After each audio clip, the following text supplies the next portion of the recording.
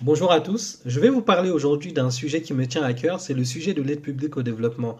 J'ai fait mon mémoire de recherche en Master 2 à l'Institut catholique de Paris sur cette thématique-là, à savoir pourquoi l'aide publique au développement n'était pas efficace et pourquoi l'ESS, entre guillemets l'économie sociale et solidaire, pouvait être une solution pour pouvoir justement orienter l'aide et surtout rendre l'aide plus efficace. L'aide traditionnellement est une forme de don ou parfois des prêts que les pays développés accordent justement aux pays en voie de développement. À l'époque, c'était notamment le ministère de la Coopération qui était en charge des colonies qui se chargeait de l'aide au développement.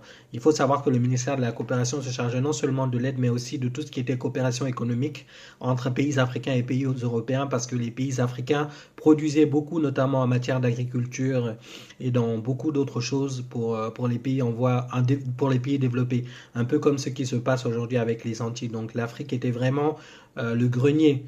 Et donc, du coup, l'aide remonte à cela parce qu'il fallait justement non seulement orienter les économies africaines, mais surtout appuyer les économies africaines pour leur permettre de sortir de la pauvreté.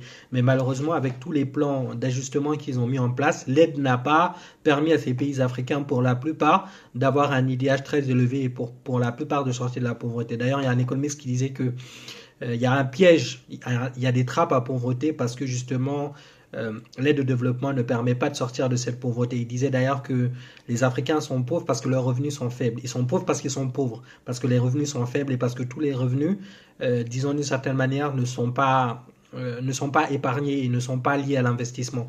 Parce que on fait quoi du revenu? Soit on épargne, soit on investit. Et malheureusement, quand le revenu est faible, eh ben, on est obligé de tout consommer, donc ça ne nous permet pas de dégager de l'épargne pour pouvoir générer des revenus supplémentaires.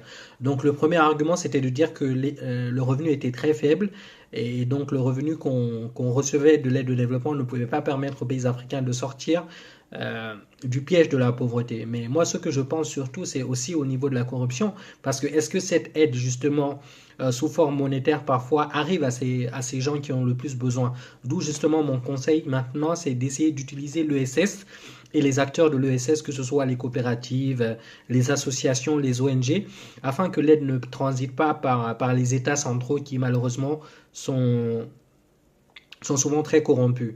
En plus de ça, je pense aussi que l'aide au développement n'était pas efficace parce que justement, elle n'a pas permis aussi aux pays africains de s'industrialiser.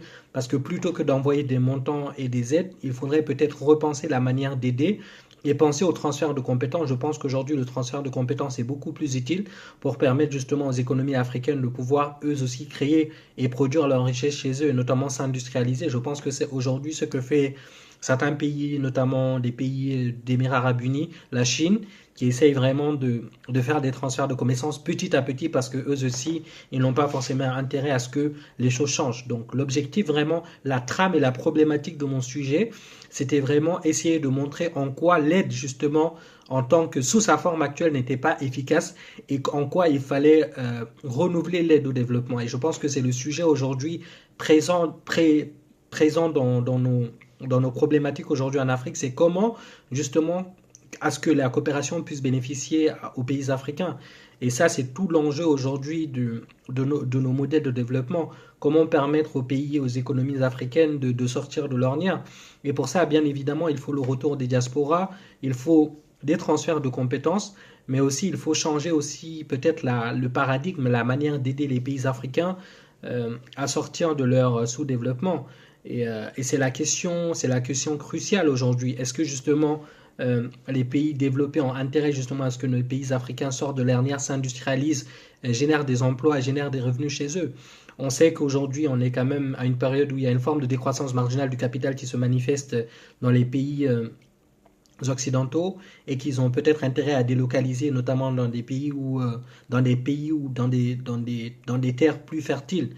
Et là aussi, c'est aussi la question aussi de non seulement de nos terres, mais aussi de nos matières premières. Parce que au niveau des termes de l'échange, on est très perdant et malheureusement, c'est le cas par exemple pour la Guinée. On exploite nos mines, parfois on exporte des milliers de tonnes qui permettent justement à certains pays de s'industrialiser et de générer pas mal de valeur d'échange, mais malheureusement nous, à notre niveau, la valeur d'échange n'est pas suffisante. Donc du coup, on vend beaucoup de bauxite en matière brute et malheureusement on n'arrive pas à transformer à transformer cette bauxite afin justement que les termes de l'échange soient en notre faveur, ou en tout cas soient plus équilibrés.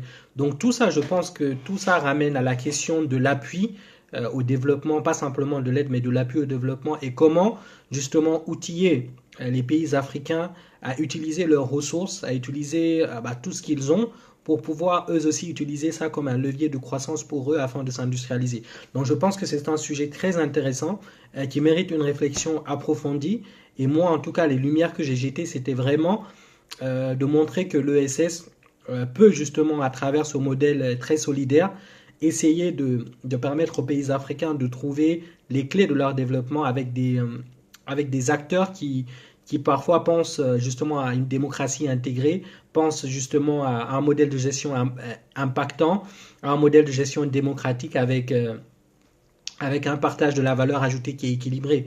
Parce que quand on a des acteurs comme ça qui viennent, et quand l'État s'appuie sur des acteurs comme ça, on peut mieux partager les fruits de la croissance. Et c'est surtout ça l'objectif de ma thèse, c'était de montrer que l'économie solidaire, à travers les valeurs qu'elle défend, peut permettre justement à ce que les Africains puissent se développer et avoir des revenus plus ou moins égalitaires, même si bien évidemment l'égalitarisme aussi ne conduit pas forcément à beaucoup plus de concurrence. Et voilà, donc je pense qu'à ce niveau, je pense qu'à ce niveau, oui, il y a des choses à faire. En tout cas, je vous remercie de m'avoir écouté et je vous mets en lien le livre. Merci à vous.